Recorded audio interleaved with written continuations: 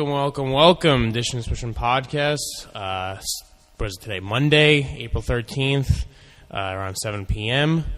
Eddie Murphy here with Joe Calabrese. Little week, couple days delay of our podcast. Usually it's once a week, but we're here, and because of that, we have a ton of topics today, so we'll make sure we hit everything. We'll be very, strict with our time limit. We got Stanley Cup Playoffs. We got Jordan Spieth winning the Masters. Yankees rough start, but A-Rod's been a pretty bright spot for them. We got the Mets, Mejia suspension, and some issues with Terry Collins, Sandy Alderson. NFL draft buzz, who's going first now, Mariota or Winston. And then the Knicks can't even tank, right? And they now have ties to Greg Monroe. So a ton of stuff. Like I said, we'll get to all that.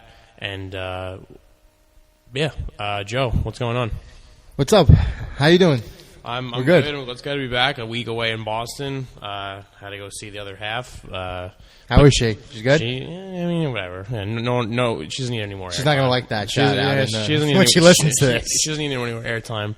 But kept my eye on obviously the end results of the NHL season and how the NBA playoffs are forming. So there's a lot of stuff I was looking at, and I'm going to be back with you and talk about this kind of stuff. It has been a very baseball, obviously New York, we're in a baseball town, and so I think, and it's been a lot of heavy baseball, but for us, our hockey guys, we got to start there, and we'll get to our Rangers-Pens matchup last, the President's Cup winner, the Rangers, so congrats to them, best year in franchise history for them, 113 points. Most wins in franchise history. Yeah, more than the 94 year, and everyone for Rangers fans, no matter who you are or how old you are, everything reverts back to 94. You always talk about the best, this player, that player, or that season doing something great, but everyone knows that what the steps of 94 what happened. They know the matchups versus the Devils and Stefan Matteau. They traded Tony Amonte to get him, and he scored, and they know the guarantee and everything. Every detail about that season. They know the calls, Matteau about Harry Rose, Sam Rose, and this one will last a lifetime. Every detail of that year, every Rangers fan knows. And this team this year surpassed them. For the first time, we have a real opportunity to actually carve out another spot in history for the Rangers. Because for the last 22 years, it's been what team is going to match 94? What team is going to match 94?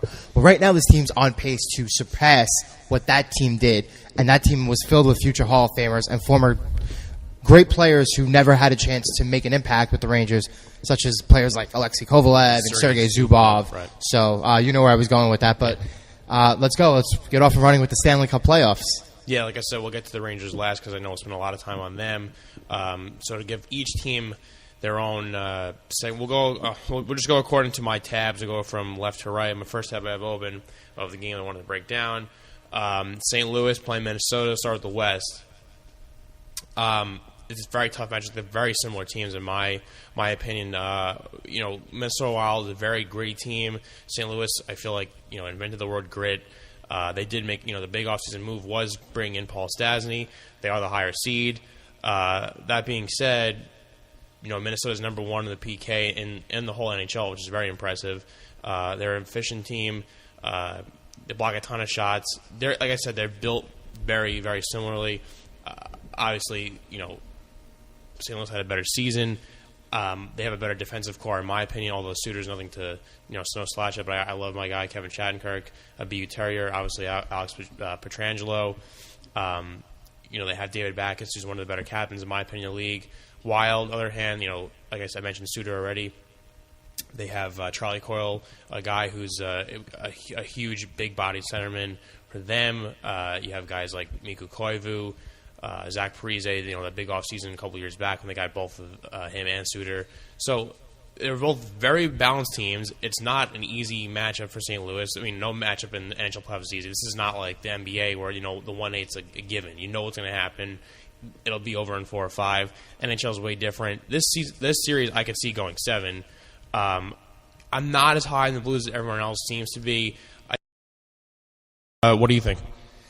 Well, I agree with you. I think this is by far going to be the toughest series to pick, and it's probably the most even series in the first round. I think the Wild got not the rough end of the stick. Obviously, no playoff matchup is the rough end of the stick. But to me, I think these are two top 4 teams in the Western Conference right now.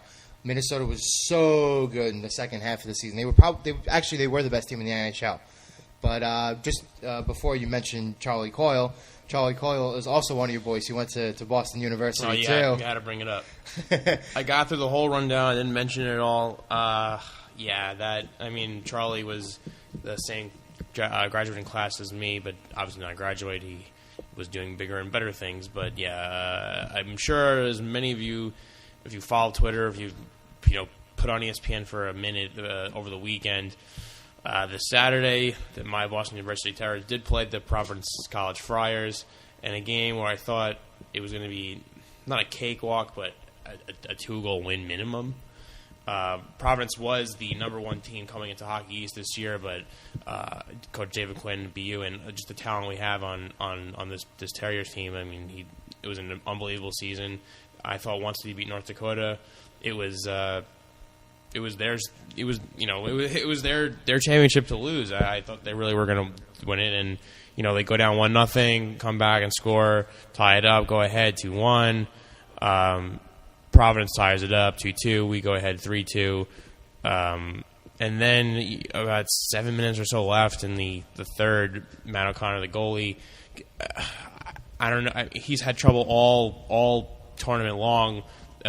First game versus Minnesota Duluth, he played the puck poorly, gave up a goal. Next game versus North Dakota, like I said, mishandled it against he was kind of in the trapezoid area where it would be for an NHL goalie. They don't have that in college, with his stick and gave up a goal. And now in this game, basically what happened was the left winger coming down by the blue line dumped it in, kind of picked it up in the air, and O'Connor caught it with his glove like you would catch a baseball in a glove. And he dropped it down, and apparently what he said was he's trying to find Jack Eichel and not hold it for a face-off. He dropped the puck. It slid between his legs, dropped down in the butterfly, tried to squeeze it, and it slid behind him. Gave up a goal. A minute or two later, off the face-off, Providence won it. This was not his fault. They did score. Kid was wide open in the slot, and they ended up winning the game 4-3. And probably one of the worst games I've ever watched in my life. I don't want to spend too much more time on ripping him. A lot of people have said, we feel bad for Matt O'Connor, and everyone's saying, he wasn't the got us here. I have different opinions. I think the offense got them there. I think they're a very, very highly talented team. Obviously, with a ton of draft picks. You have a kid in Jack Eichel who had the most points in BU history. He had 70 points this year. I mean, Paul Kariya had the most points ever in a college season with 100. 30 points behind him.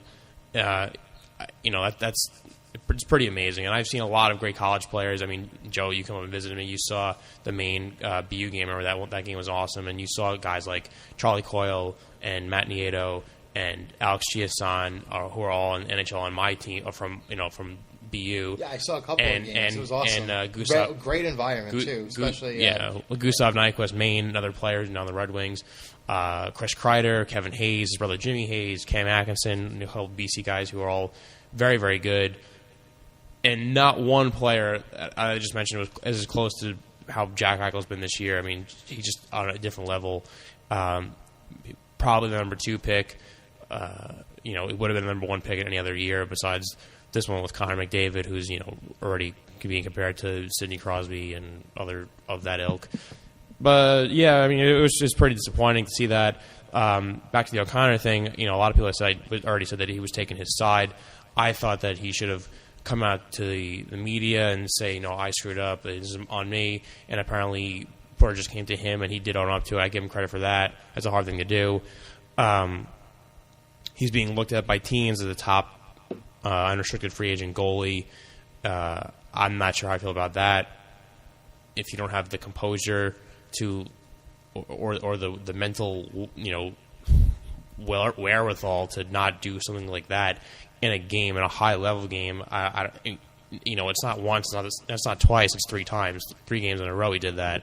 That bothers me a lot, but it's just a really frustrating way to end that season. What I thought was going to be a magical run and win this championship. I know a lot of people on that. The team. I know a lot of the guys, and I know the team manager is one of my good friends. I had a lot of friends. Nick, who writes for us, was their sideline. Like he was the Pierre Maguire of the Terriers. So It stings. It was. I watched on the bus on the Watching ESPN app on the way back from Boston on my phone. That was pretty devastating. But that being said, still a great season. They did win the Beanpot. It was awesome seeing Jack Eichel play a bunch of times, and he's gonna be a number one center next year for some lucky NHL team, probably Buffalo or Phoenix or Arizona, whatever they're called now. So. Yeah, so thanks for bringing that up, Joe. But now, aren't you glad you got it out? You got to rant a little bit. Yeah, I mean, I mean, listen, this is the hockey portion of the show, so obviously we're going to have to cover the national championship game. That's so important. No, you're right. You're 100%. It did get a ton of exposure. It was, if you went on Twitter, I mean, everyone was tweeting about it. I mean, it could be, yes, my Twitter's probably BU heavy, but and then once O'Connor dropped that puck, I mean, Deadspin picked it up. Right, having him on ESPN also helps. Oh yeah. Butcher Gross and Barry Melrose did the game, and they're pretty popular, even outside of the stuff they do on ESPN. So yeah, it definitely had exposure. O'Connor's blunder gave it even more exposure. Barstool had, everyone was talking about it. When I went to work on the next day on Sunday, they were talking about it on both NBA shows. So yeah, it was it definitely got some traction. Unfortunately, it's negative traction. It's going to be now an infamous goal allowed. We'll see what happens. I know our captain, Matt Grzelcyk, who was picked by the Boston Bruins, is actually declared to come back next year. Maybe we'll see if Eichel gets really hungry to win a championship. And, the main core of that team, a lot of those guys can come back. You can see, Danny O'Regan can come back. They have an extra year. A few other guys, top-end guys. O'Connor himself was only a junior. So if they come back, you never know. They'd have to be the favorites, I think, going into next season if they all reunite. I mean, having Eichel alone, there was some stat that the line that he played on with Evan Rodriguez and Danny O'Regan went from 15 goals last year to 44 this year. I mean, he was like and they had a ton of assists. He was like over 100-point difference. It's insane when you think about that, how much one player can change it. I made a joke that it's not really a joke, that BU should become the Kentucky of college hockey and just pull, Quinn should become Calipari and just get a bunch of one and dones, ride them all the way as far as you could and win championships, and then say see you later. Jack Parker obviously was a great coach and was there for 40 whatever many years. The rink's named after him. But he was more of the 4-year guy, the guys who are our age now, who would come back into college and play after they played, wherever they, Canada and this and that. Guys who weren't NHL level talent. They were just grown men playing college hockey, and I don't know. That's the way to go. I think you go the way that David Quinn in his second year is recruiting these studs who are there's more NHL talent besides him. There's guys like Hickey and Fortunato, a bunch of other players who are going to be picked. But I would go that route. I mean, I got a taste of it and seeing how good this team was when you have real NHL talent. I would just keep doing that. But anyway, we were talking about Blues. We were talking about the Wild. Talking about the NHL. So we should go back to that. You didn't finish your breakdown. Okay. I agree with a lot of what you said. I think, from my standpoint, I watched the Wild. I think they're a little bit of a not that they're going to be a tough team to play against for St. Louis, but I think St. Louis has a little more talent on the wings than Minnesota does. I feel like Minnesota's got guys like Pominville and Vanek, and they're experienced and they're good, but St. Louis is definitely much more explosive on the wing. They've got Vladimir Tarasenko, who's had an unbelievable season. Very good young player. Great young player, breaking out. They've got Jaden Schwartz.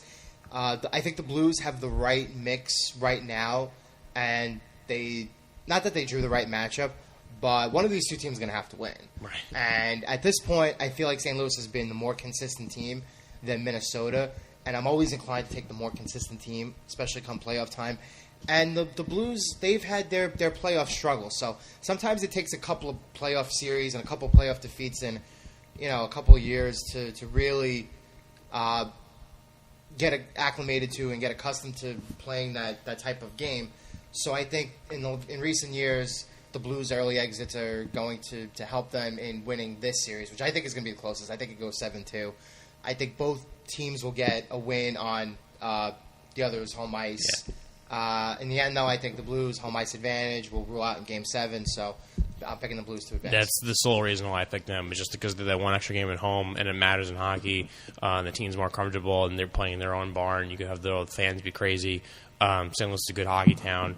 Not that Minnesota is. Minnesota's probably number one if you think about it, but that's exactly the reason why I have St. Louis winning. Next game, next matchup, according to my order, we got Nashville, Chicago. Breaking this down. Chicago. Oh, a little bit of breaking news in Chicago right before we started this podcast. They're getting Patrick Kane back. Patrick Kane coming back way earlier than most people thought he would. I'm not sure if they rushed it back. I guess you got to trust the doctors. You got to trust the medical staff of Chicago. Did you not see that coming? You kind of did, but I saw it coming. I don't know what the. I think originally the 12-week diagnosis and estimated time that he would be out was way too much. Way too much. I mean, granted, I didn't think he would be back this soon. I thought he would be back if they advanced the round. I thought he would be back later in like 2 or 3 weeks from now. But with that being said, I think this is a complete shock. You know, he's back in half the amount of time. Sure. It was weird that it was very hidden, very like silent. No one really said much about it. And then, boom, today he's back. That's the only reason why I'm kind of weary about it, because I don't know, is he 100%? Probably not.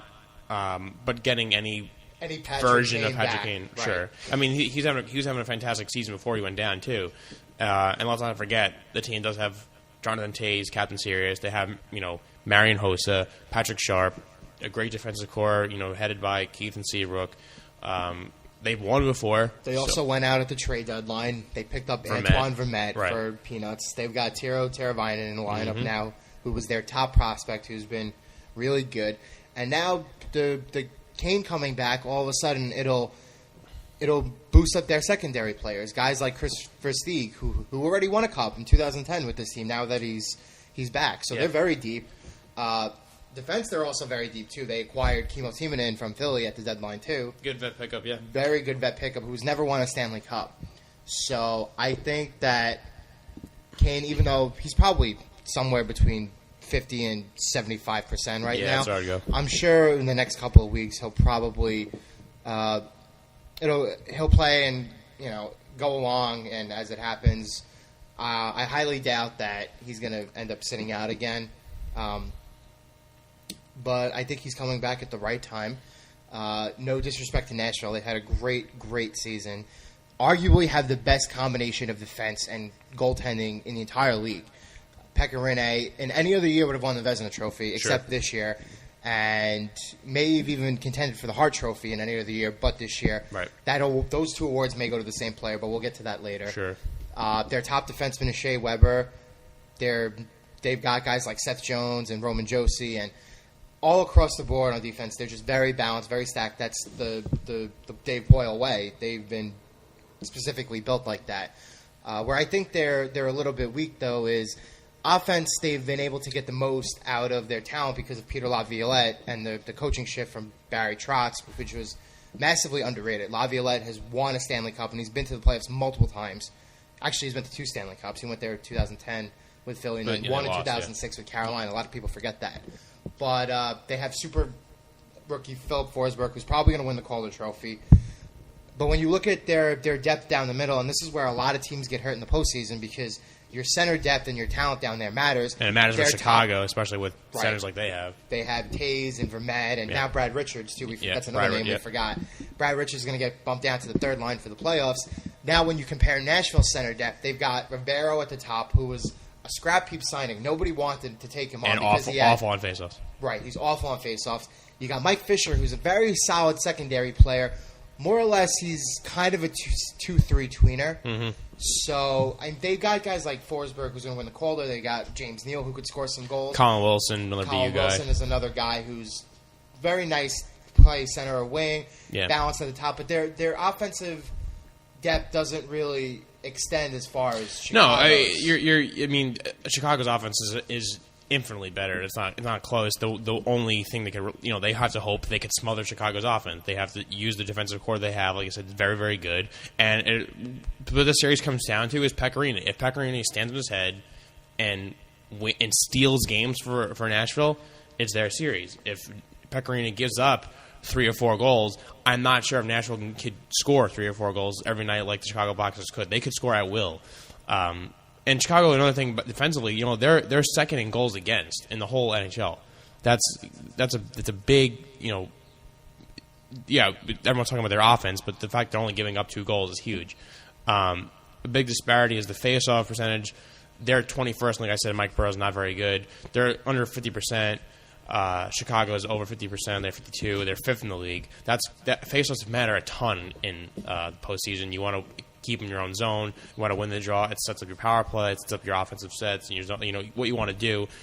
If Nashville's losing draws, it's just not going to bode well. You're going to more pressure again on Pecorine. But yeah, that's what it comes down to. I have a feeling I know where you're leaning on this. Obviously, you can tell where I'm leaning on this.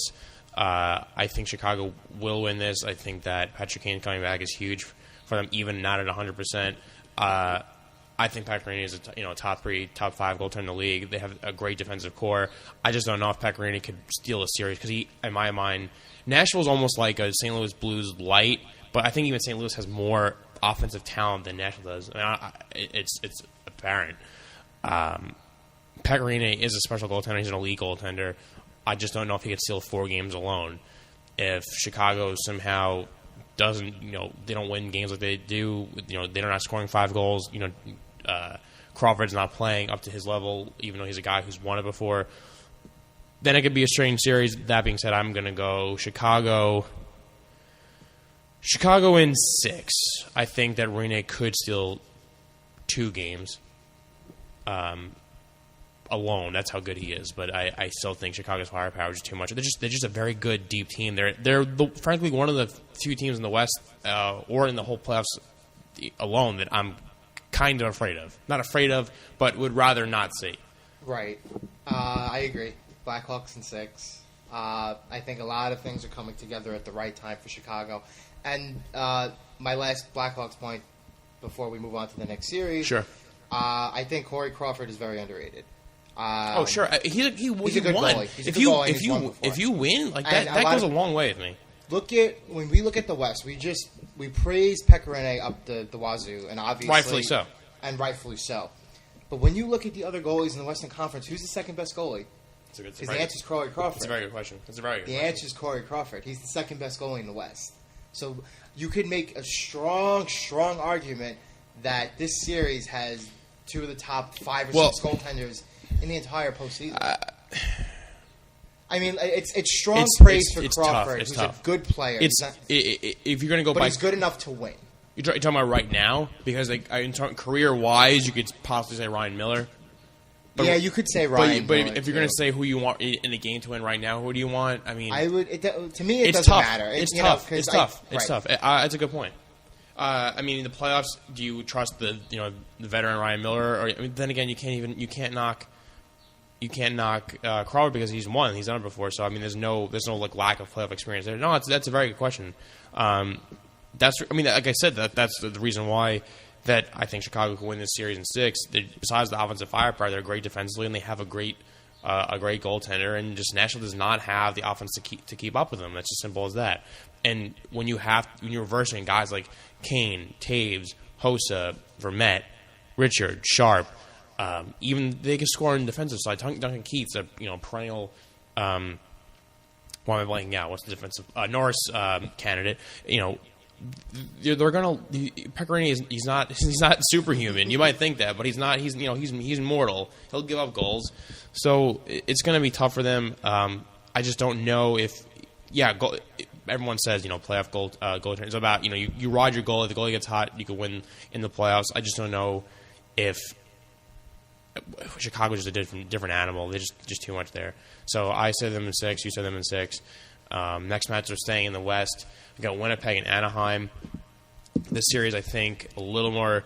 There's a gap between the two of the teams, in my mind at least. I think that Anaheim's a very good team. They have way more offensive firepower than the Winnipeg Jets. But the Winnipeg is one of those gritty teams. Again, very similar before, like I was saying with Minnesota. But I think even Minnesota has more talent. But they just stuck together. They are a team that's very. It's a surprise almost to make the playoffs. Probably the second most surprising team in the Western Conference to make the playoffs.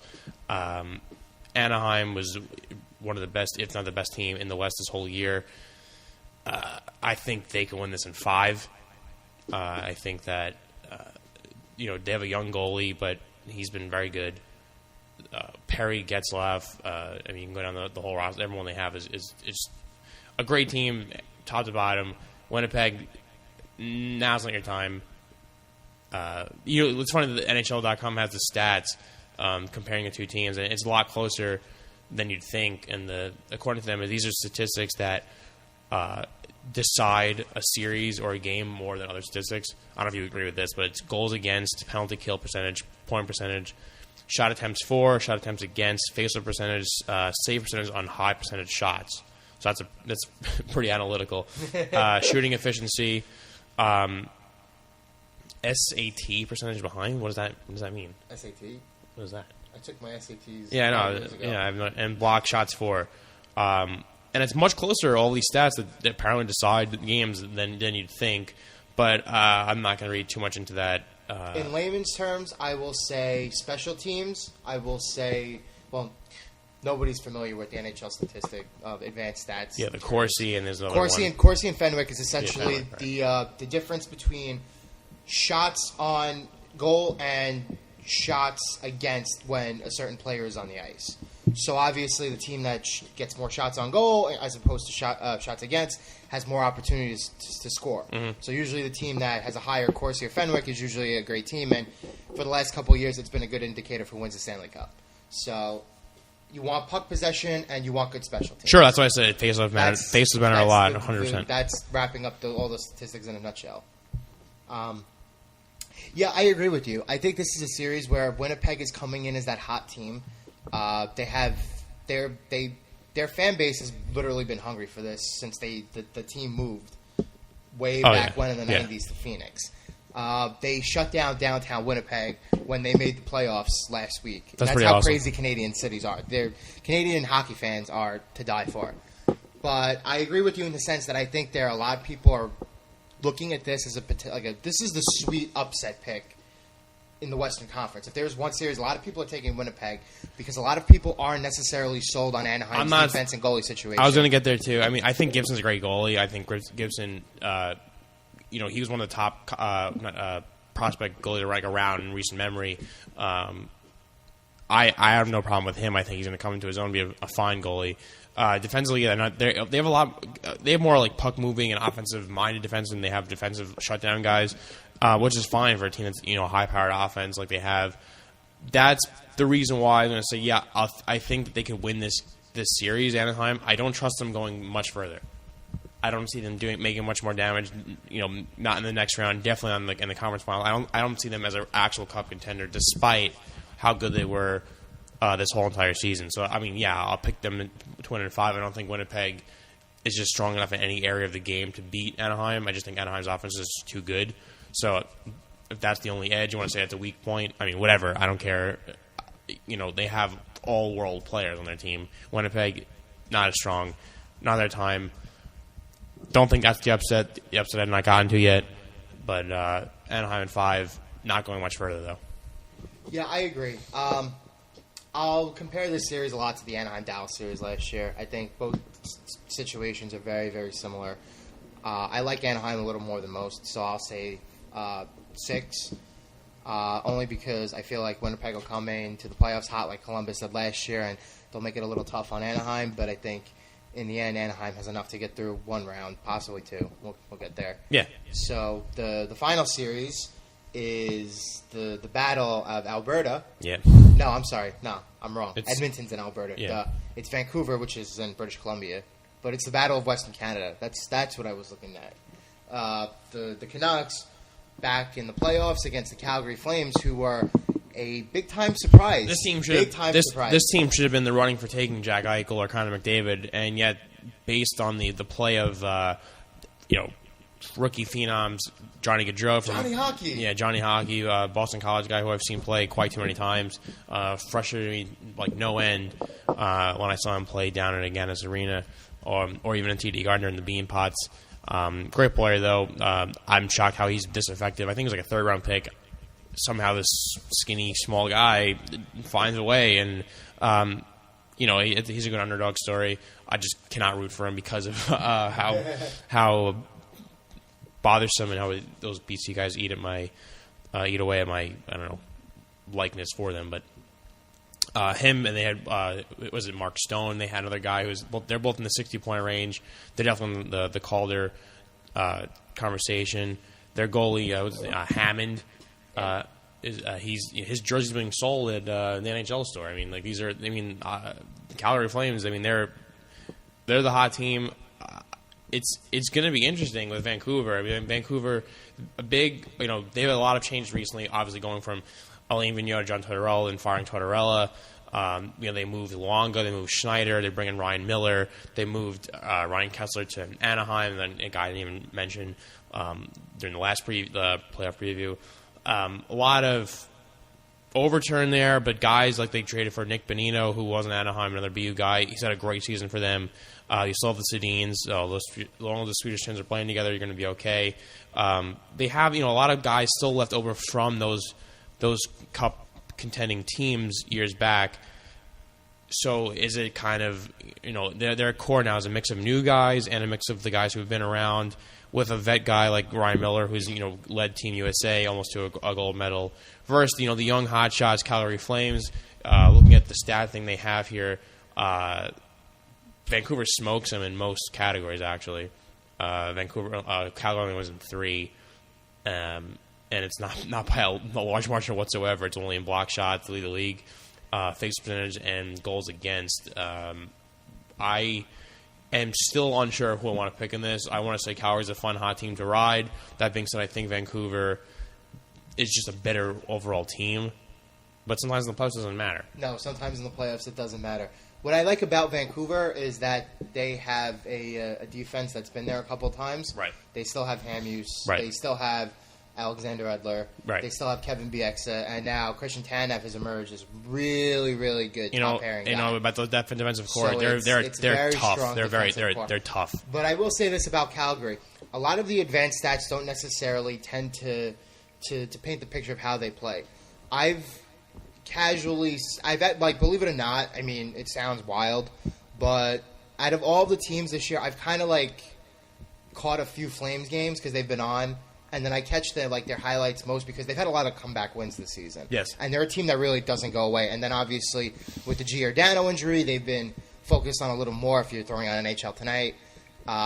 They play very, very fast. And sure. They play when you think of up and down, I think they're the fastest team in the league. They may not necessarily have all of the parts of a team that looks like it plays the fastest, but trust me when I say they play. No, up and down, I do. They play so fast. No, for a team, and that is why guys like Monahan and Gaudreau are so good right now. Right. I really wanted to pick Calgary, but I can't do it. I can't do it. That's how I felt too. I mean, they were a team. This is a team that, like you said, they're playing fast. It was almost like their coaching staff during the season was just like, you guys are going to be struggling at the young core. We want to play you and get you some ice time, get you reps, get you used to this league, and that's the reason why they're playing so fast. And it was kind of like a fun pond hockey approach, and it worked out. And they found this team bond, and they gelled very well. Like you said, Monahan, Gaudreau, awesome young players. I just don't know. When you went through Vancouver's core, I'm just thinking all the defensemen they have are very. They're just these tough, gritty guys who know how to be there. I'm not. They're going to get hit in the mouth, Calgary. And then you still have top end offensive talent with the Sedins, and like I said, Benino's a great secondary scorer. They have a couple other guys mixed in there as well. I'm going to go Vancouver. I think Ryan Miller, age for a goaltender does not matter in the NHL. So I think maybe Vancouver in 6. I will say 7 because I think Calgary is going to be very tough to beat in their place. I would argue that the impact that their home fans are going to have is just as much as Winnipeg's is going to have. So, you can bet your bottom dollar that any Canadian crowd is going to be absurd. I think in the end, though, I like Vancouver. I like the right mix of guys. I think they'll take advantage. The series reminds me a lot of the Colorado-Minnesota series last year. Colorado was that young upstart team that won the division, came out of nowhere to make the playoffs after they were really bad the year before. Calgary kind of fixed that mold too. Minnesota was that balanced team with a good mix of young players, but a lot more veterans than the other team. So I think that's a favorable comparison. That series went 7. I'll take Vancouver in 7. All right, well, switching gears to the East. Start with the number 2 seed in the East, Montreal versus Ottawa. I wish the Rangers got Ottawa in the first round. I think we could match up with them very well. They are the team on the younger side with a little talent sprinkled here and there, Bobby Ryan, guys like that, but they're not ready to go deep for a deep cup run. You can tell from my tone already what this sounds like. I just hope that they just beat the crap out of Montreal and just do as good a job as they can, just roughing them up. I'm not crapping my pants over Montreal. I don't think they're not going to be this. I don't know. Carey Price is up there for Vezina. He's up there for Hart Trophy. I'm not sure if Carey Price is going to be the difference maker, leading them all the way through the Cup. I don't think this Montreal team is really that much different than years past. I know Pat Dury's been hurt, but I don't think it'll really matter ultimately versus the Senators. I think Montreal could win this in 5. Like I just said, that I hope that they just play them very, very tough. I hope maybe Carlson gets lucky, not lucky, but just scores a couple of goals. You never know. I mentioned Stone before. I'm thinking of Ottawa. If Stone plays on for them, I'm thinking of Monahan and Gaudreau for Calgary.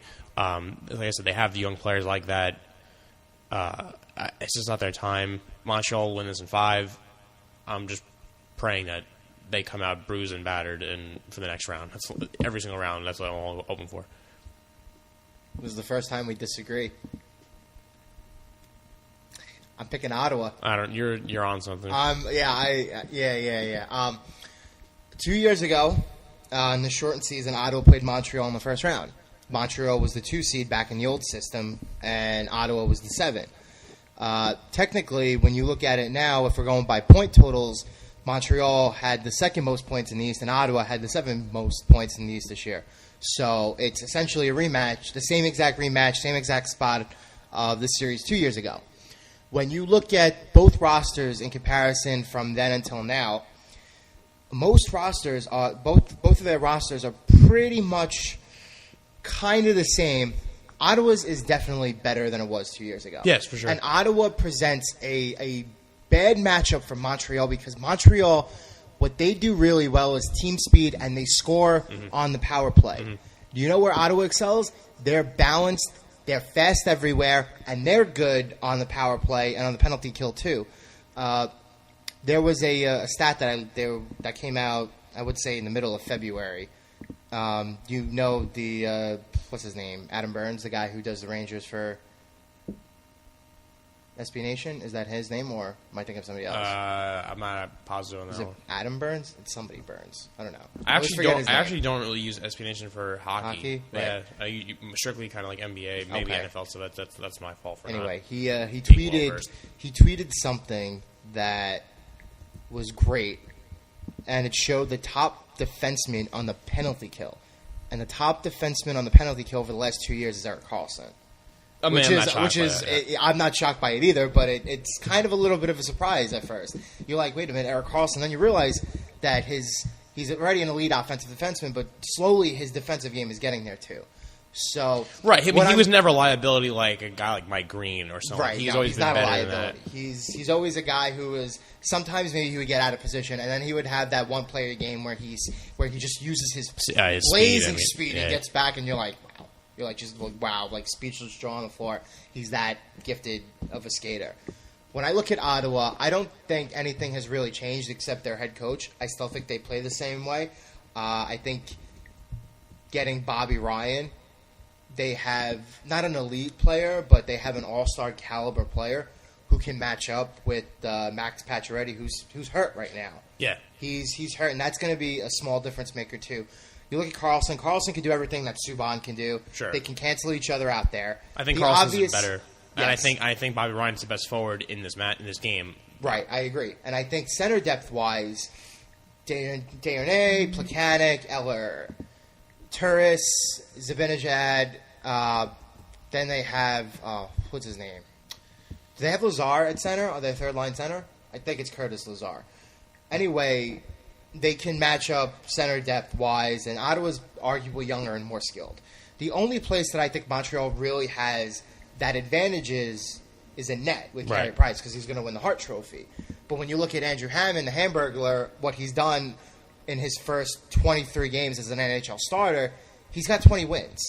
So in the playoffs, in the second round specifically, goalies become a little more evenly matched up because you could ride a hot goal and you can win a playoff series or two. I think Montreal got the absolute worst team that they could have matched up with in the first round, and I think it's going to show again. I've got Ottawa in 6 games. Wow, that's a bold statement. I just realized again I said Hammond. I don't know why I combined the Flames and the Centers. I don't know what is the hell. Yeah, I don't know. I mean, Joel, I knew what you meant before. Only if you know the inside of my brain, then you would. You meant Hiller before. Yeah, I'm. And you said Hammond. I know. I was going to correct you, and I was you like, I'm out of it. My life. Yeah, that's our first real disagreement. I like Ottawa. I'm very shocked that you're that high on Ottawa. I think the Rangers matched them pretty well. I would like to see them as the 8th because we could do everything that they could do better. Right, better than Montreal. Of course, coming from a guy who bleeds blue. No, the thing I'm afraid, and this sounds like a bias. This has been my roots from being in Boston for so many years. Is that Montreal's going to play at home. They're going to get a ton of calls. They draw penalties like nobody's business. They led the league, and they're always in the top of the league. I'm not sure if they're leading this year. I think last year they definitely led the league in drawn penalties. I think that's going to be when you're always playing the man advantage. It's going to be hard. You can't compete with that, and it's not. I'm not saying, obviously it's a little fugazi. I'm not sure why Montreal always leads the league in penalties. Does the NHL want to see the Montreal Canadiens win? Because they're one of their most historic franchises, probably the most popular franchise, maybe outside the Maple Leafs. I mean, I'm not going to go into that. I'm pulling a Francesa here, but do I think it plays somewhat of a factor to give them a couple calls they don't need? Yeah, it does. I mean, now I sound like Boomer Esiason hitting the screw the Ranger button.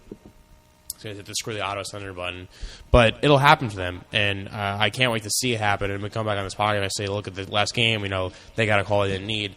That being said, the goalie, disparity is huge. Carey Price had an unbelievable season. He's been in the playoffs a bunch before too, so it's not like this is something new for him. PK Subban, I agree with hands out with Carlson. If I had to pick between the two, I take Carlson probably because Subban's a loser and likes to turtle after it's sparking fights with people. I'm not a huge fan of his. Pacioretty being hurt is a huge blow. He's a big time American forward, gritty, could score. He's good both ways. That's a huge loss. I said Bobby Ryan's the best forward in this game. Bobby Ryan's not a good two-way player, but his offensive ability is better than anyone on either end.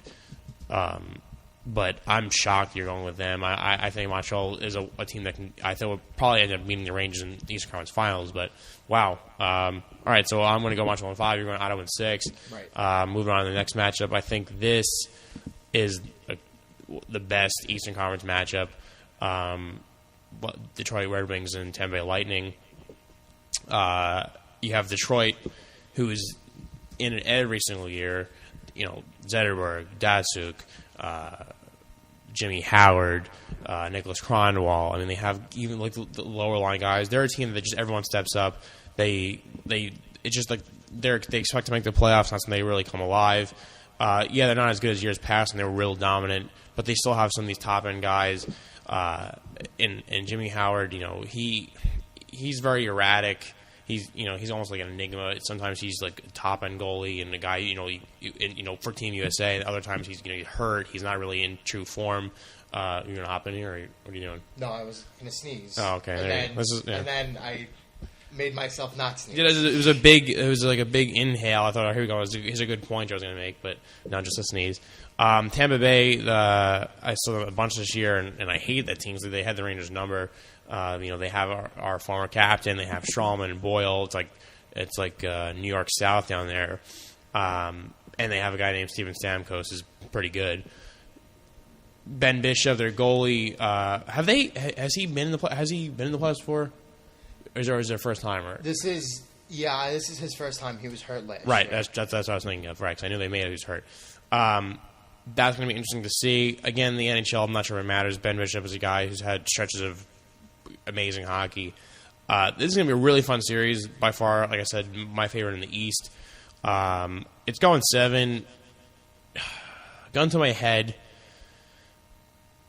I'm going to go with Tampa because I think that Ben Bishop will be one of those goalies who gets in the playoffs and just they don't know how to think better. Almost kind of like maybe it was like the Holtby experiment. Well, not an experiment. He had like 40 wins this year. But when Holtby first made the playoffs when he was with the Caps, and everyone was saying, "Oh no, he's not going to. He's never been here before." And then he was awesome in the playoffs. I think Bishop will have that because he's been very good in the regular season for a number of years now.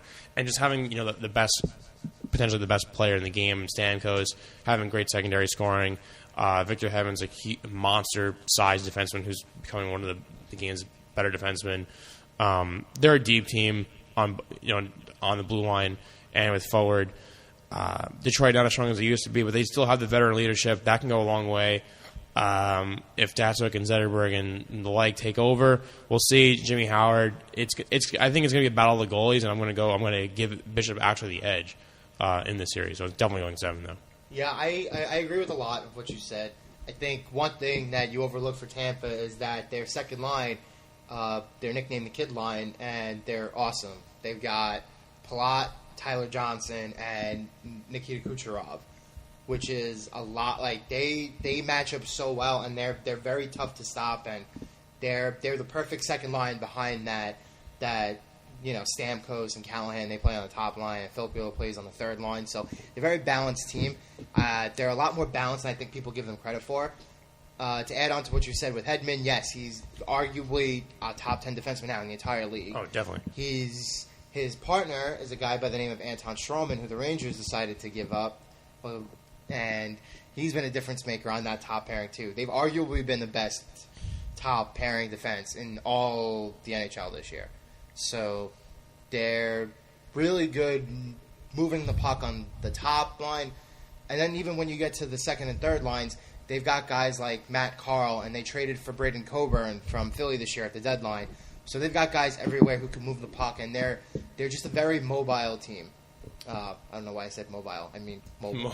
Mobile. I said mobile for some reason. You're like the Canadian people. They say against an organization. Yes. All this hockey talk is rubbing off on me. I'm going Canadian. I think Tampa is going to win. I think they matched up really well with Detroit as the season progressed. I like Detroit, and Detroit has all the ingredients of a team that can get very, very hot. But I think right now it's Tampa's time to emerge and win a playoff series or two. I think they're prime, they're ready. A good, talented group of guys. They own teams like Boston this year. They own teams like Detroit. They were 8-0 against Montreal and the Rangers. Yeah, 8-0 or 7-0, one of the two. They were undefeated. They beat really good teams. They beat the Rangers 4 times, right? No, I think they beat them 3 times. Yeah, I don't know why I said 4. Yeah, I think they beat Montreal 4 times. I don't know if they played a fifth. Assuming they played a fifth, I think they won. But they were really good against good East teams this year, so they shouldn't be taken lightly. You said 7. I'll go a little less. I'll say 6. I think Bishop is obviously the difference. I think Detroit, they're kind of in that weird spot. They're not on their way up, but they're not on their way down either. Mm-hmm. But they've clearly taken a step back to the point where they're not a top 4 team in the East. They're somewhere between 5 and 8. Right. I think Tampa Bay is definitively better than them, and I like Tampa a lot to make a run this year. I'm with you on that. I think Tampa's definitely better. The problem is it's almost like I feel like disrespecting Detroit. Because it's one of those teams like we grew up every single year making the playoffs, and you're just used to them being so good. Even back in the days of like Nick Lidstrom and everyone there, all these, even like these, like I felt like the whole team, anyone could score. Everyone was good. They were such a well coached team. Babcock, coaching Team Canada as well. Amazing. Like they're a great organization. They have great scouting. Everything about them is perfect. Like there's a reason why they've been good for the past 20 years, like my whole entire life. They made the playoffs for 24 consecutive years. Right. That's what I'm saying. That is phenomenal. That is amazing. That's the reason why I'm like hesitant to just pick against them, because they have the pedigree. That being said, I think clearly Tampa is the better team, the more talented team. But that's a good way to put the Red Wings. They're not on the decline, but they're not on the incline either. They have a couple of stars, who are not getting up there in age, but they are on the downslope, the outside of their careers. And they do have younger players like Riley Sheehan, Notre Dame. I mentioned before Gustav Nyquist earlier. So, they're in a weird transition period. I still think they're going to give them a heck of a series. I think it's just because of, like I said, the pedigree alone, and Jimmy Howard. Jimmy Howard, when he wants to be Jimmy Howard, is a very good goaltender. So that's, I think, by far the most fun series for me to watch. The next one gets some local appeal, or a lot of local appeal. The Islanders, to kind of tell at the end of the season, they ended their regular season run at the Nassau Mausoleum a couple days ago. Place is packed. A bunch of former Islanders and players and coaches and the like showed up, and they get to play on the road. Alex Ovechkin and the Washington Capitals in the first round. In the beginning of the year, you would have thought the Islanders would have been in the top half of the season because they were on fire. They kind of tailed off now. Ovi's going to win. He already won the Maurice Richard, most goals in the NHL. I guess he'll be in discussion for the Hart, but I don't think he'll win it. So he's back to being the scary, elite, top goal scorer in the league. That being said, the Islanders, they're last year, they got a taste of it. They're primed and I think more ready this year than they were last year. Halak had a very good stretch. Played lights out in November. John Tavares is a great captain. He's leading this team. They have holes. I mean, they did. I wish they had more secondary scoring. They did get back Oposo recently, and having him and guys like Bailey and playing with JT it definitely helps. The defensive core, getting Boychuk and Nick Leddy were two of the most underrated moves and were unbelievable. I mean, that changed the whole team. I mean, I think today, I forgot who said it from Boston as they were clearing their lockers, and they said losing Johnny Boychuk really hurt the team and changed how the Bruins felt in the locker room. I thought that spoke volumes. So it shows you how great Johnny Boychuk is. They locked him up for a lot of years. Nick Leddy, same thing. I mean, he's a young guy that Chicago lost. He's a great two-way defender. I think you build from the pipes up. You got a guy in the Halak you could trust. He's been there before. Then you have, Street and other players on the defensive end. It's now a good blue line. You're happy with your defensive core. I'm talking myself into liking the Islanders in the series, but I feel like I shouldn't because I'm not sure how much this downward spiral at the end of the year really can affect them. And if you get Washington on the power play, they still have top-end talent. They still have Ovechkin, like I mentioned. They still have Nick Backstrom. It's just a very, very tough. I'm gonna go Islanders. Oh, you changed your mind. I'm gonna go Islanders. You changed your mind. I'm gonna go Islanders here. Good thought. I'm gonna go Islanders. I think they're gonna find some life. Partially, I do want to see a Rangers Islanders matchup in the second round, which it would be. I'm going to go Islanders here. I think this can go 7. I think it's going to be a long series. It can go 1 or 2 ways. It'll go Islanders in 7 or like Caps in like 4 or 5. But I hope he had a great season too. I didn't really talk much about them. I hope he had 40-win season. They're Washington's still not a great defensive team. They're a fast-paced team, a high finesse, high. They have to score a lot to win, and they rely on Holtby. Islanders play a much more grittier game. I think Matt Martin's like top in hits or whatever in like the league or near there. They have guys who are going to hit you in the mouth. I like teams that play like that because I think you need a little bit of grit to win. I'm going to go Isles. I'm going to go Isles in 7. I think. There goes my computer. I think the Isles being the games they play at home are going to be pretty insane there. I think the fans, they have good fans. The cold fans are going to come out and they're going to make that place rock. So I'm going to go Isles in 7. Oh well, you stole my thunder. I did. Yeah, my main points were going to be I think the Leddy and the Boychuk moves legitimize the defense. You need a good top 4 to win the postseason. Yeah, they have that now. I think they have that now. They have it with, Monik, Wisnowski, Boychuk, Leddy. Dahan comes in and out of the lineup, but he's good too. Another thing that I think is a very underrated aspect about teams that usually do well in the playoffs is that they roll 4 lines.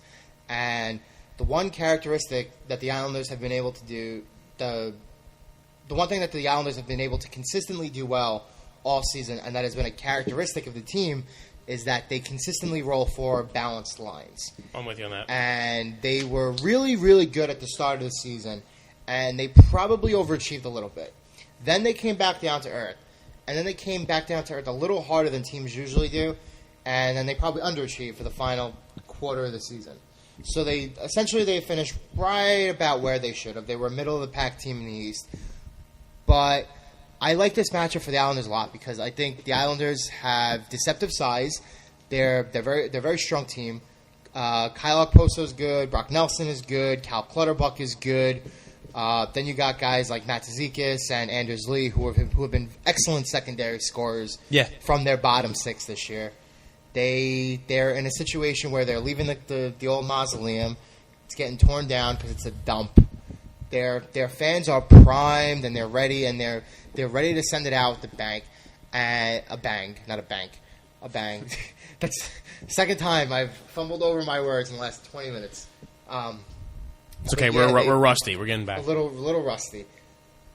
But I will say that, like you alluded to at the top of the show, in specific situations, fan bases can have an enormous impact.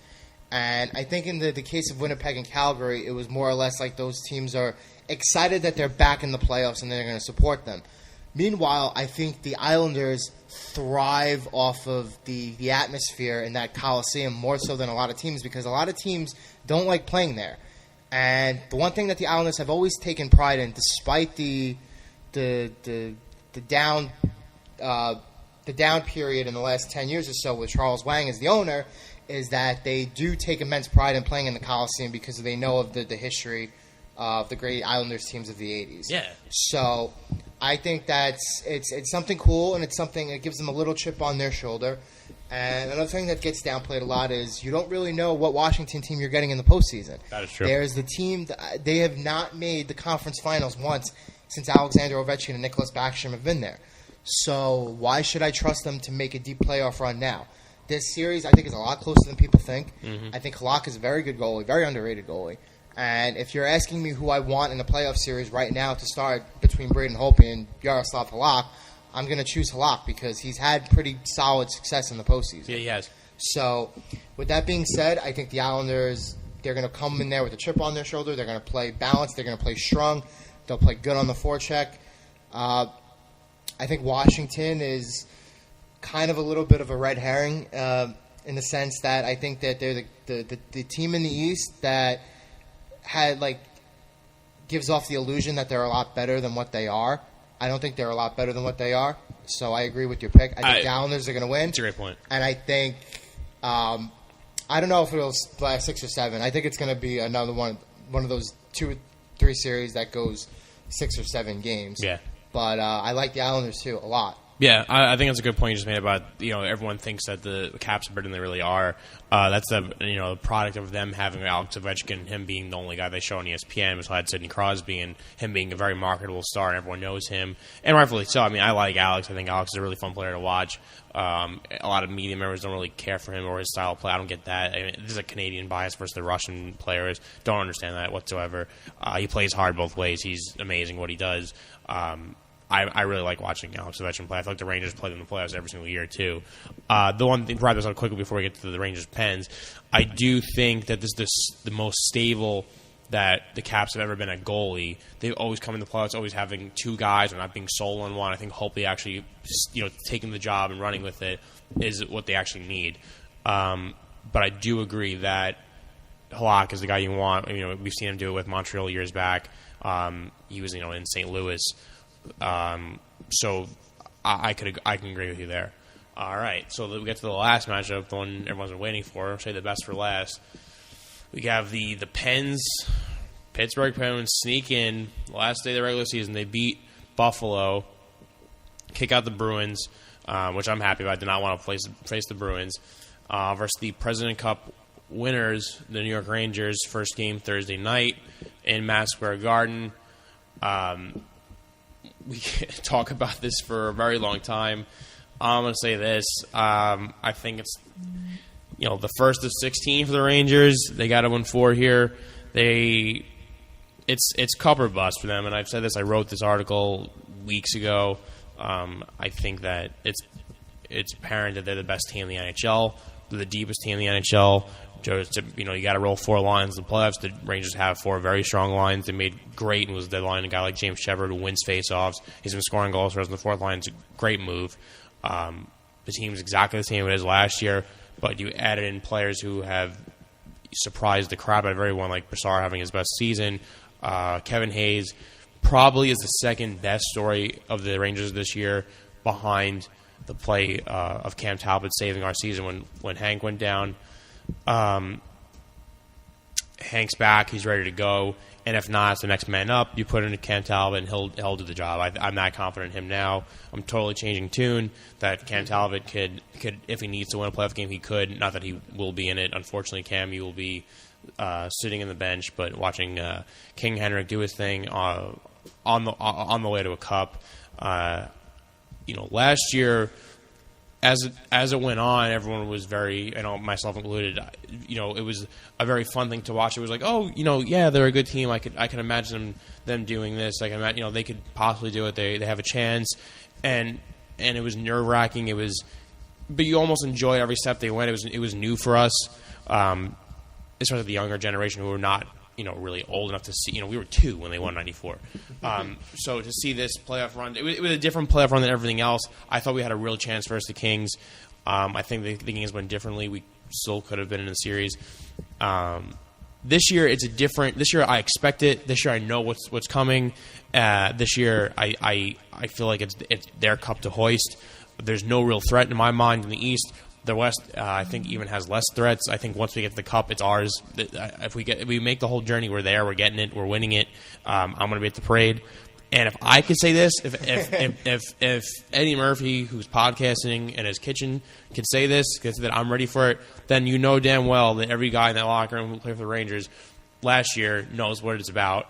And I think that the depth of this team, I feel like every podcast say the young, secondary scoring. We have Kreider and Zuccarello and like I said, Brassard having a great season, and Kevin Hayes being a godsend, and he's still having Marty St. Louis doing his thing at 55, and Rick Nash, he's the top 3 star of the Rangers, best season, best goal scoring amount of his career.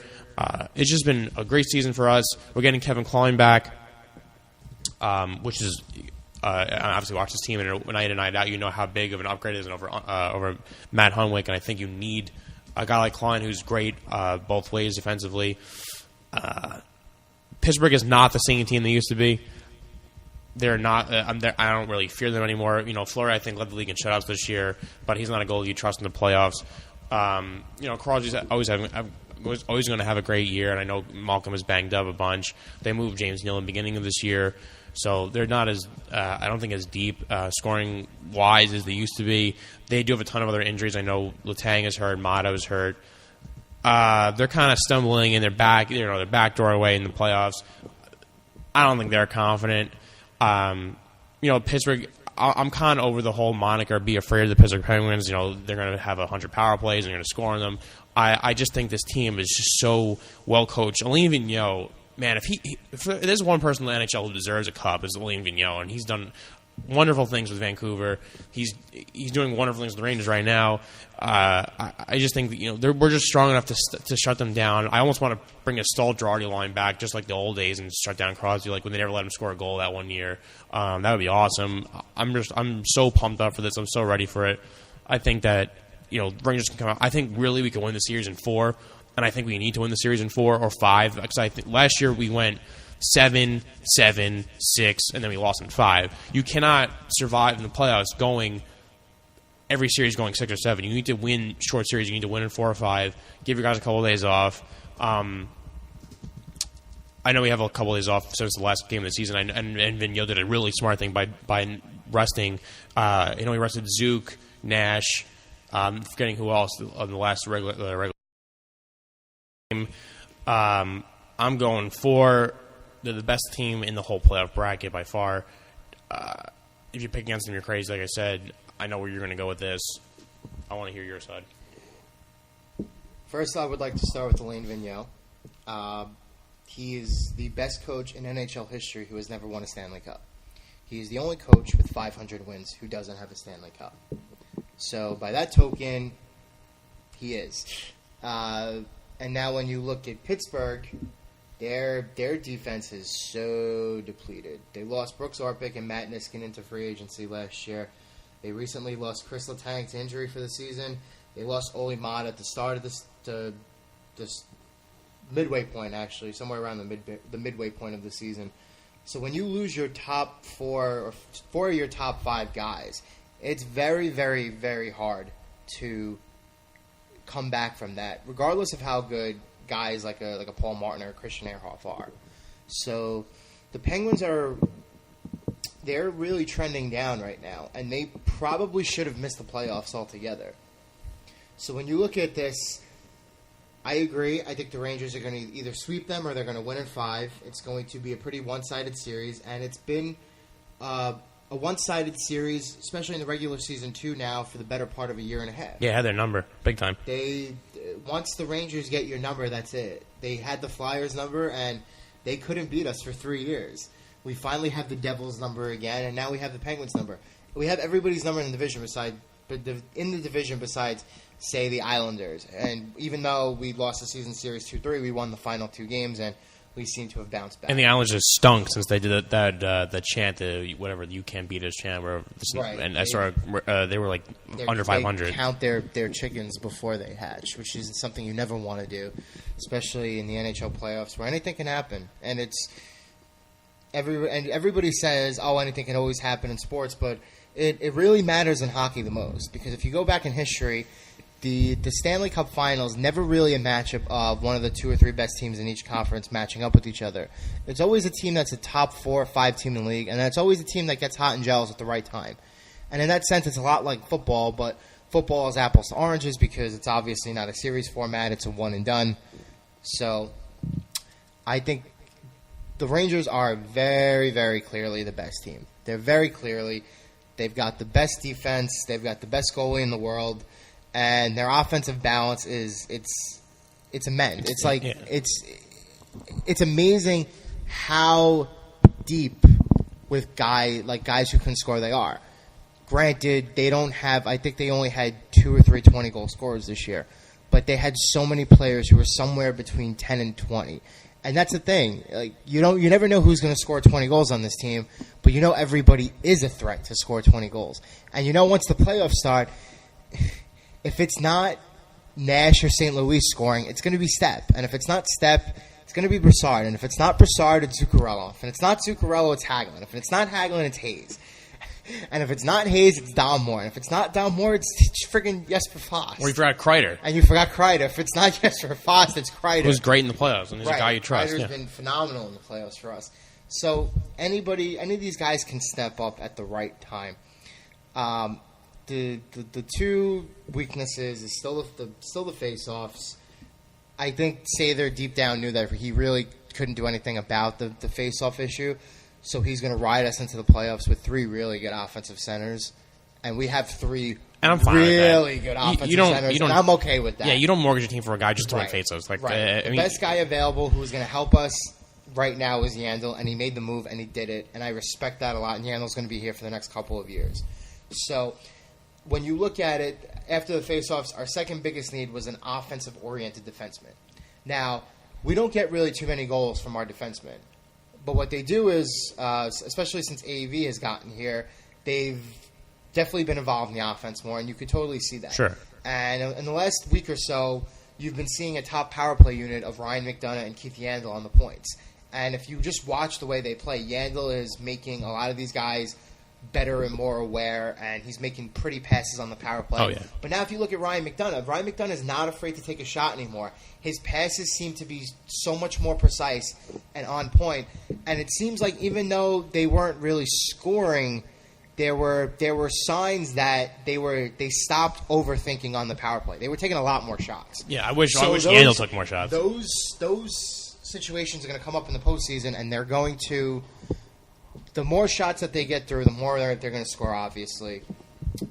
I think that they probably got the best matchup of any team that they could have played in the opening round.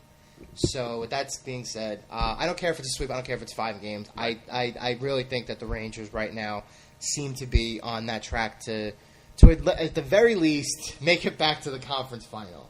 I'm with you. I think they're going to win the Stanley Cup. I've never been so defiantly sure that the Rangers were the best team in the entire league. Great point. As I am this season. Great point. I think they're the best team. Not that it's not close, but I think teams like Anaheim, St. Louis, Tampa Bay, Montreal, Chicago, they're one notch below us. Right. And I've never felt that confident.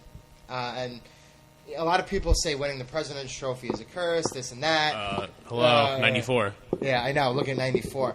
Usually, if you're the best team, if you go into the playoffs with the best record and you win the President's Trophy, those teams win.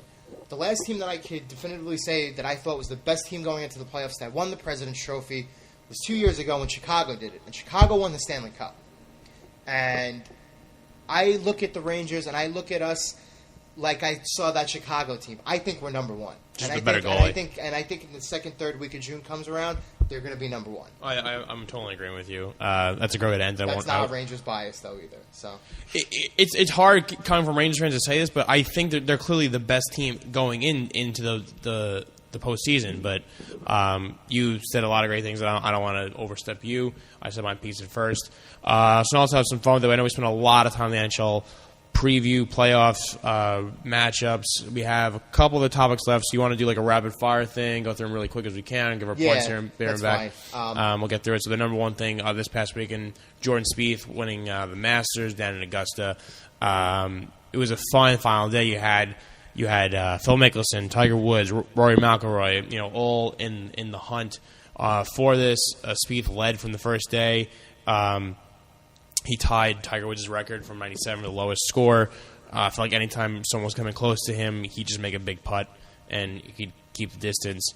I think it's good for golf. I think it's good to have a good young American face to promote and have people care about. And I think you have to start transitioning from, wishing that Phil Mickelson and Tiger Woods are the guys you want to see every weekend to now being the Rory and Spieth and Keegan Bradley and Dustin Johnson or the younger generation. I mean, I guess you could throw in Bubba Watson. The younger guys, those are the ones we have to look at now to start winning. Ricky Fowler, another name. That's the way the golf is going. I think people start accepting that because once you start accepting that, it'll be easier.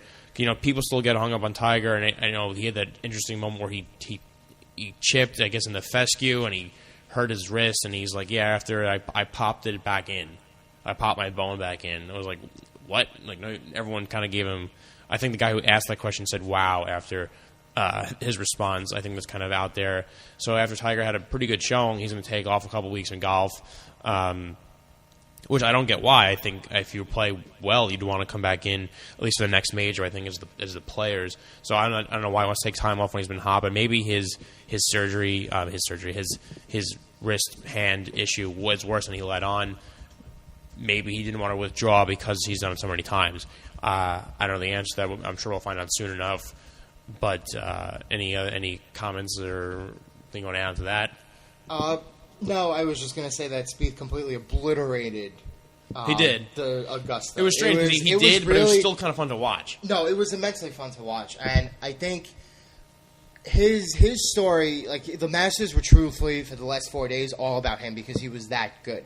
But what a lot of people don't realize is that Rory, Phil, Tiger, like they didn't shoot that bad either. No, they were right behind rounds, them. Yeah. And if Spieth wasn't completely obliterating the course at such a historical pace that he would have been on, it would have been a lot closer. And it may have gone down as one of those really all-time great Masters because all of the big-time stars were so close to each other. So obviously, golf isn't really necessarily my forte, but obviously I'll follow, and I'll follow up on the majors. I know all of the top guys, so I definitely caught a couple of holes over the weekend, and I came away very, very, very impressed. And this is not that golf was ever dying or dead, but I remember Croft wrote an article for us about a month ago saying that they right now there's really nobody in the place to take over for Tiger, and now it's nice that we have Rory on the rise, and now we've got Spieth, who just completely owned the biggest event that there is in golf, and now both of these guys are our age. All right, yeah, and I disagree with Crawford said. Sorry, and he does right for us, but I disagree with that. I think that there are plenty of guys right now to take the place. I think it's just stubborn golf fans getting over the fact that you saw potentially one of the greatest golfers ever. I mean, you got to think about it. You went from a generation where there were good golfers in between, but you went from the Jack Nicklaus, Arnold Palmer era years ago to Tiger. I mean, there was a large gap of the talk about the Mount Rushmore of golfers. I mean, look at tennis. Tennis right now, you're dealing with the top guys possibly ever in Federer and Nadal, and they're on the downslope of their career. So it's the same transition to the newer guys, and you have Djokovic, and now in golf you have Rory and Spieth, and like I said, a couple guys before, younger guys who are going to be get better and better, and you need an American face to root for. And he's a 21-year-old kid who bought his $2 million house and lives with his smoke show girlfriend. Good for him. That's awesome. That's what you need for golf. All right, good. That was relatively quick, so I'll move on to the next topic. Do you want to go in order? You want to do baseball next, or we're going to spend more time on that? You want to do quick Knicks stuff? We'll do some baseball. You want to do baseball now? I definitely want to talk about. You want to start with the Yankees right now? Yankees bad start, 2-4. We're playing right now. I'm not sure what the score is. Live, I don't know the score either. They're playing now. But the only thing I wanted to talk about was. One, I was very happy with Tanaka's second start. Last night was much better. It was weird that he had the one weird inning, but it was strange that they took him out after only 5. He had on a 90 pitch count, he threw 92, so I guess that makes sense. A-Rod hit a home run. Michael Kay had a 20-second gap of speaking, which I thought was kind of strange. It's like they're afraid to root for him because of how. I guess the higher ups will react to that, but A-Rod's been a fun story because he's had good at bats. He's hit a 3-run double I think last game.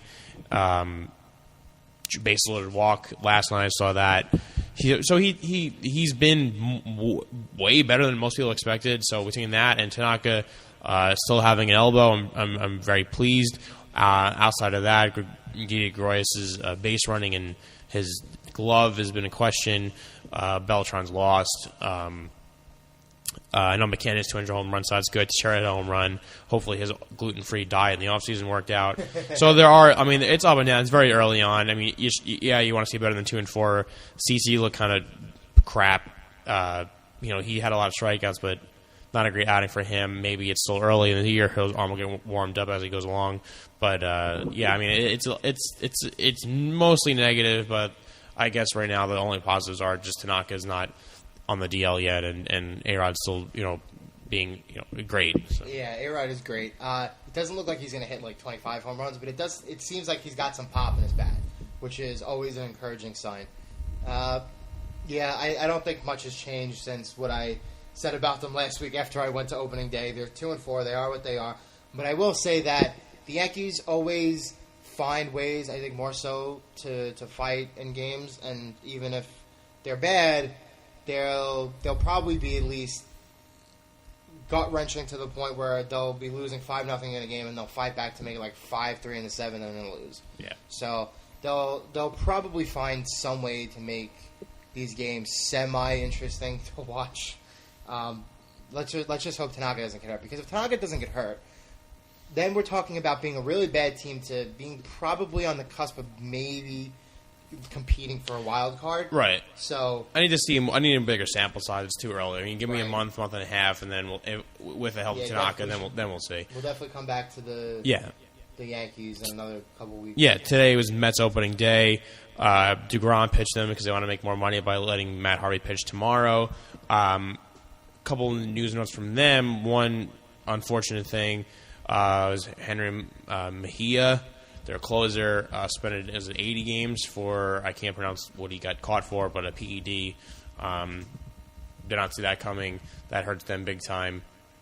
Other quick thing I wanted to say about the Mets was there was the reports coming out that Terry Collins did not write their opening day lineup, that it came from Sandy Alderson. I believe Adam Rubin had it. Ed Coleman said it on air.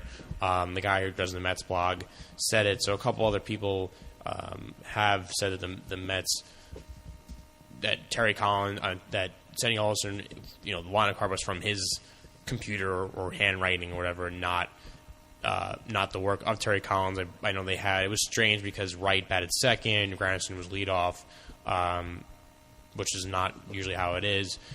If that is because if Terry Collins agrees with that and it's some analytical way to approach games and it works, and he said, "Yeah, I'm fine with that." Okay, cool. If Terry Collins is not okay with that and the GM is overstepping him and writing the lineup card, I have a huge problem with that because why don't you just fire Terry Collins and put Alderson in the dugout?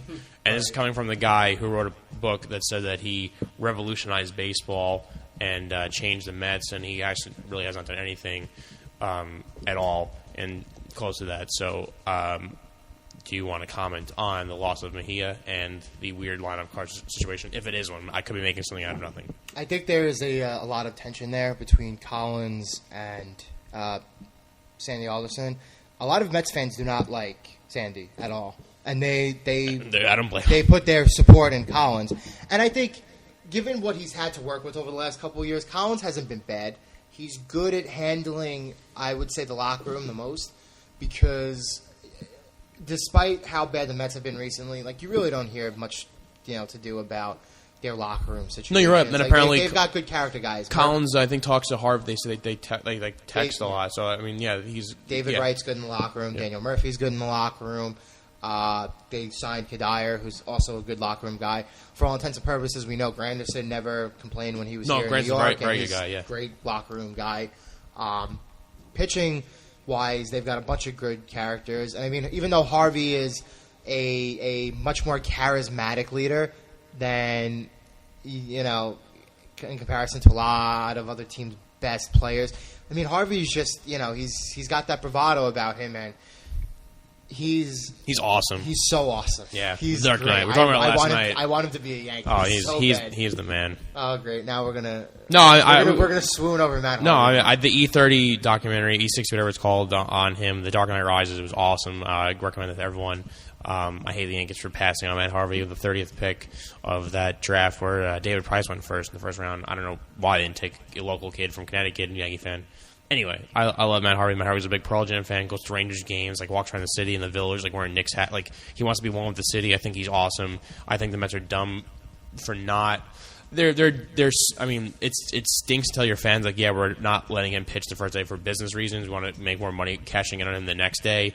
Now with the Mets, the Mets, all I've seen so far this offseason is all the new food they have and want to make money. So, I mean, that's disappointing, but I think Matt Harvey's great. Anyway, not to get sidetracked, but I know we're pressed for time here. We got a couple of things to get to. So. Yeah, basically what my point was, I think locker room wise, Collins has a good grasp of the locker room. I don't think the full results have been there, but I don't think he's had really a good enough roster to show for it yet. But I think early in the season, we've kind of seen glimpses of what the Mets can be, and that's pretty much what I projected them to be, which would be an 85 to 90 win team. I think this is the year where they kind of start to make the turn. I think next year, once they get Wheeler back healthy, Syndergaard's here, maybe they'll sign another bat or two, maybe make a trade here and there. Next year is really I think they're going to take off. But, it's just the dynamic there is very, very funny. And it's Sandy does these things that, he knows he's going to get blasted for it in the media, but he does it anyway. But he's such an old-fashioned guy, and he does things his way.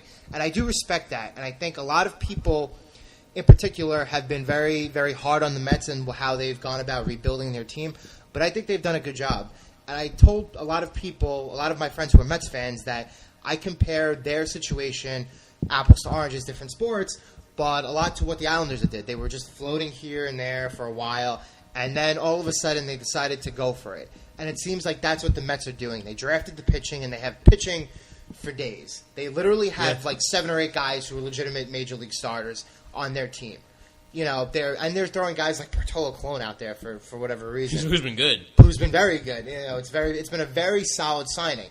And a lot of these, even though Granderson had a terrible average last year, he had 20 home runs at Citi Field, which is big time accomplishment.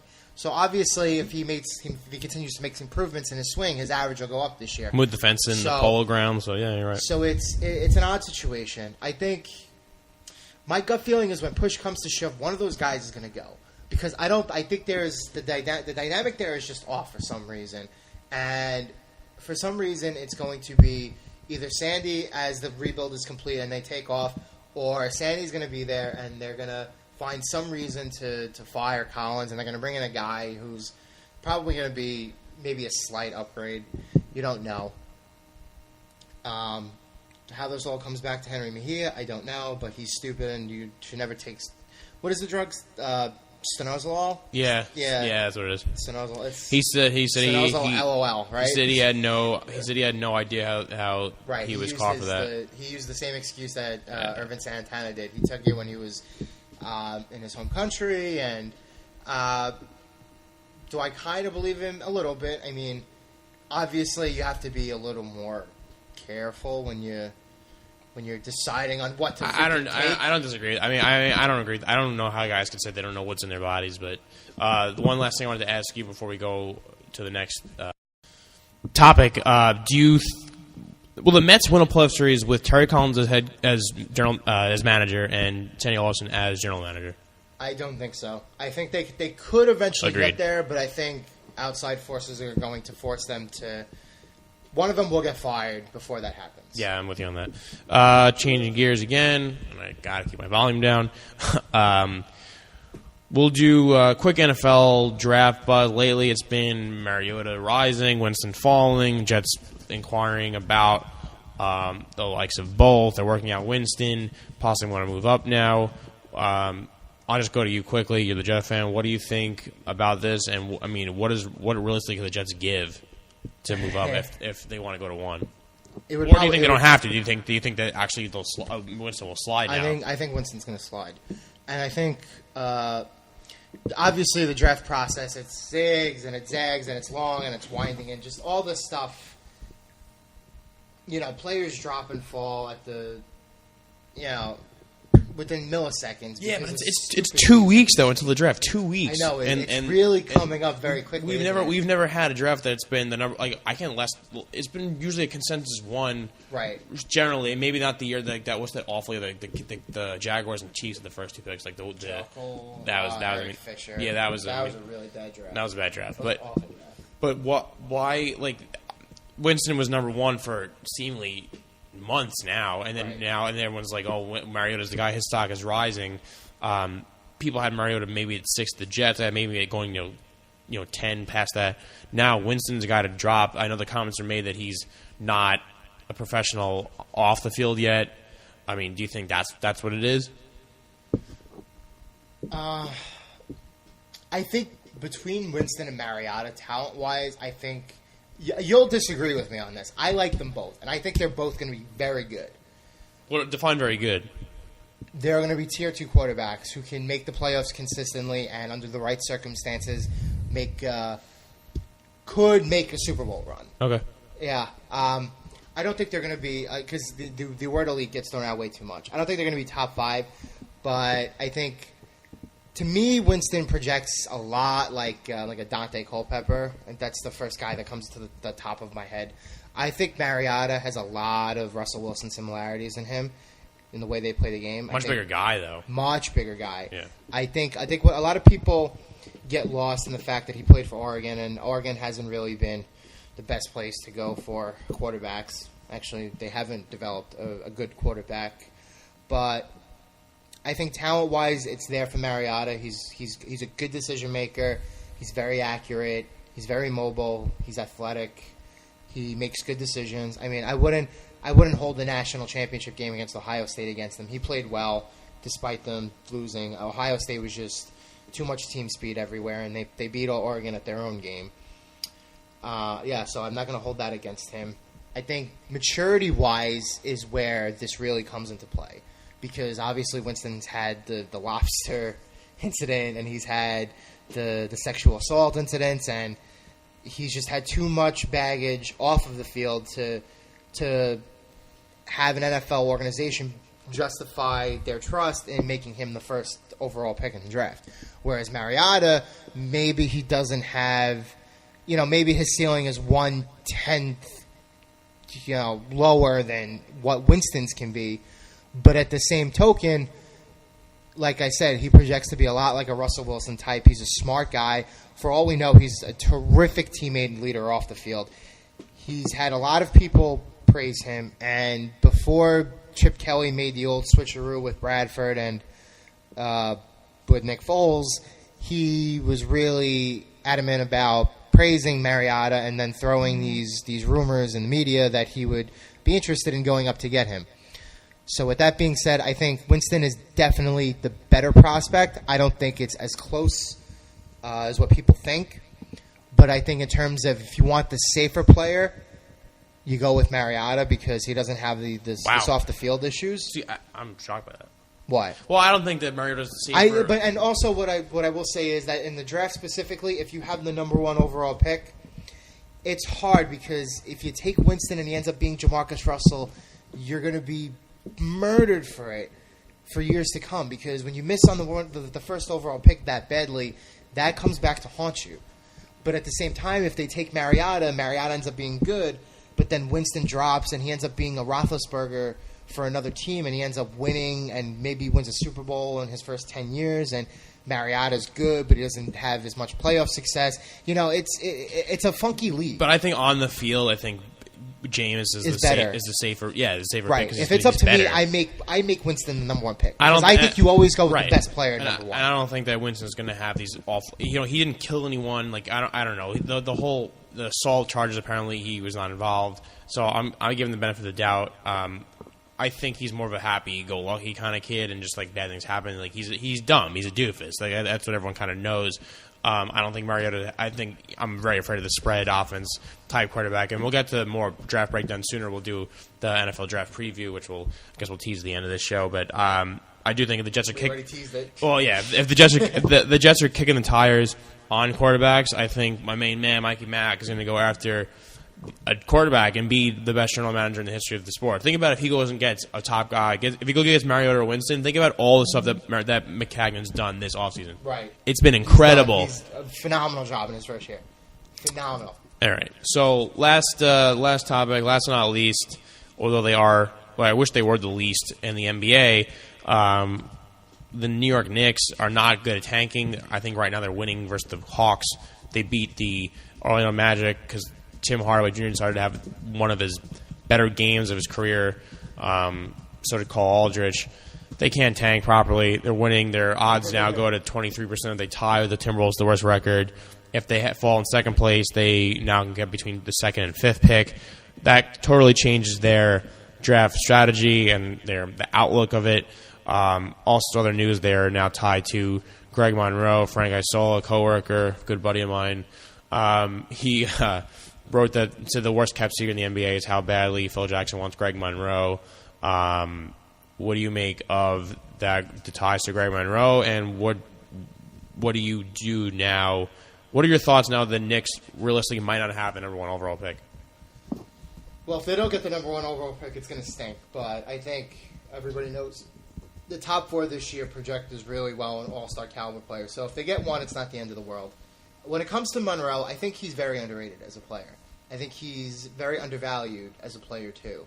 And I think that Monroe is one of those guys who could probably fit in a 4, he's obviously a 4 or 5 tweener on the court. He's probably better suited to be a power forward with a natural. I mean, he's in a good situation now with Detroit. But I think Monroe he should be the offensive player between the two guys pairing with him in the front court. And I think Andre Drummond is at the point in his career where he's not consistently reliable as a 2010 kind of guy.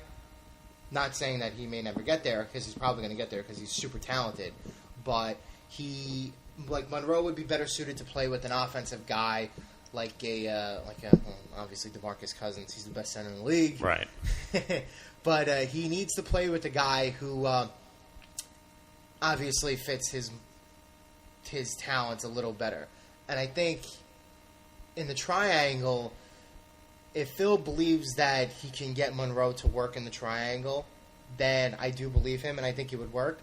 But I think Phil is more targeting Greg Monroe for the simple fact that he knows he's probably going to come maybe a little cheaper. I hope so. I would hope so, because it seems like the league keeps souring on Greg Monroe for some reason, and Monroe's never been a bad player. he's been on bad teams, but I don't think he's been the sole reason why he's been, I don't think he's been the sole reason why those teams have been bad. And I think in the NBA, especially what you want to do now is you want to target assets and target players who are undervalued and who are not being as successful in one place as they could be in another place. I think the best comparison that I could give you in terms of situations where I think Monroe would be able to succeed in New York is Kyle Lowry. Different position, obviously, apples to orange. Kyle Lowry plays point guard. Well, Lowry should have been the point guard of the Knicks this year, but that's a different story. That's another story for another time. But when you look at Kyle Lowry, for many, many years, he was always seen as a good player, more or less like a 5'6" kind of man, maybe not like an all-star caliber player. He was always talented, and he was playing in a situation where in Memphis he was the number 2 point guard behind Mike Conley. So lo and behold, Lowry bounces around a little bit, goes to Houston. Now he's in Toronto. Now he's a ferocious, all-star caliber player in Toronto. Mm-hmm. So I'm thinking that Jackson is banking on the fact that he can get Monroe and rejuvenate his career a little bit because he does have talent there. And I agree with him. I think you should not bank on the number 1 pick, but you should be more focused on building a team. And I think Monroe is ideally a part of a plan to build a better team. Right. So I trust him in. Right. I think he's never going to be the number 1 option, Monroe, but I think on a team with Melo, he definitely will be better. He could be, I think, a potential borderline all-star in the East with Melo if he does come here. He helps the Knicks win total. I mean, him alone, he's worth a couple wins, and then you add in the pick, whoever it will be. I mean, the one interesting part, everyone now just says, New York, Towns or Okafor, who do you take 1? No one realizes that, first of all, their odds originally only 25%, and the team who's the worst team in the league hasn't got the first pick in a very long time. I can't remember the exact date. So now the odds are lower to 23 or worse. If the Knicks end up with a 5th or 6th pick, that's a huge, wrench in their plans because 1, you're not getting a top player. 2, you're not getting a big man who they really wanted. And 3, that probably ruins all trade value of the pick if you did want to go after a guy like, say, Cousins or maybe Blake Griffin if things don't work out in L.A., just guys like that. So it's very it's disturbing almost to have this plan, bank on this plan doesn't work out like that. That being said, I think they will get a good player in this draft. If they go maybe the guard route, if Okafor and Towns are gone, they take a guy like Moutier or Russell, and you have Moutier or Russell running the point. You have Melo there at the wing, and then Monroe is your front court guy. It's not a bad team. It's definitely double. Maybe I wouldn't go. Maybe not triple, but it could be a 40 plus. You could win 45 games. Yeah, that's not a bad team. I mean, I think this roster is different, steps. which is why I always said, I'm not going to kill Phil because you have to wait to see kill Phil. You can't kill him yet because you have to see what he does this offseason. This is a very important offseason, and then see how it plays out next year. That's when you can start evaluating him because you give him a full offseason with this pick and with some money. Monroe's a realistic target. They're never getting Gasol. They're never getting Aldridge. I think Butler will resign because he's restricted. Draymond Green will sign because he's restricted. Kawhi Leonard will resign because he's restricted. So those aren't realistic options in my mind. Unless something drastic happens with the Warriors, Bulls, and Spurs, which I don't think it will. So Monroe, he wants to leave by all accounts. I'm okay with it for the right price. So that I'm fine with. I think the Knicks not tanking properly is. It's frustrating, but I mean, a team wants to win. Yeah, I can't knock them for that. Let's just hope that the ping pong balls go in our favor again, and we end up still with a pick, even with lowering our odds. We hit all the topics we wanted to today. I did tease it before. We will be doing a draft preview. I think we have 2 weeks left until it's. We could hold off the last week of April. Can we do it before then? Yeah. So we'll do we'll probably wait as long as possible for the mock, so fun. Just to keep it there. So we'll tease that now. So you have that in, 2 podcasts from now. We'll have our mock draft that we'll do. Hopefully we'll get into the studio one of these days. Obviously we'll keep a close eye on the NHL playoffs. We'll keep a close eye on the NBA seeding and the first round for the NBA. Obviously more baseball talk as it goes. But like I said, those are good things to look out for. You got playoff hockey, playoff basketball, draft time, at the Derby coming up, Mayweather Pacquiao. We got a lot of stuff coming up in next month, next couple of weeks. So it's a rant about the Kentucky Derby. That's yeah, great. so it's a fun time for us. I know we're trying to keep the podcast more stable, week after week instead of going a week and a couple of days. Just moving back and forth. Me going to Boston and Joe being busy.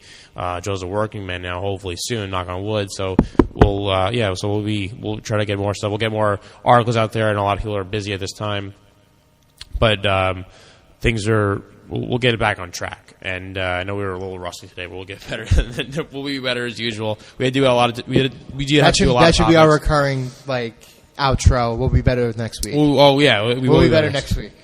But so we hit a ton of topics. I know it's a really long podcast, but you listen to it, you'll get a lot of good information. I think we crushed it with the preview. I think that wrapping up those quick topics, we did a good job of that too. So to pat myself on the back, go listen to it. Follow us, DNS_podcast. Follow myself, Edward L. Murphy, on Twitter. Joe is Joe_Calabrese92. Memorize that by now, pretty good. Go read our other blogs by writers, Andrew Crawford, Joe Carlin, Ryan Miller, Nick Pick, Gene Mayo. They have all good stuff on there. Always tweet us your questions, thoughts, comments, what you want us to write about, what you want us to podcast about. We'll do it. We're the man of the people. Thank you to all those who do listen and do share us on social media and put our name. We try to get better. We respect your criticism and your thoughts and all that, so we never take anything to heart. For this week, I am Eddie Murphy. I'm Joe Calabrese. We're signing off. We'll see you again next week, and thanks as always.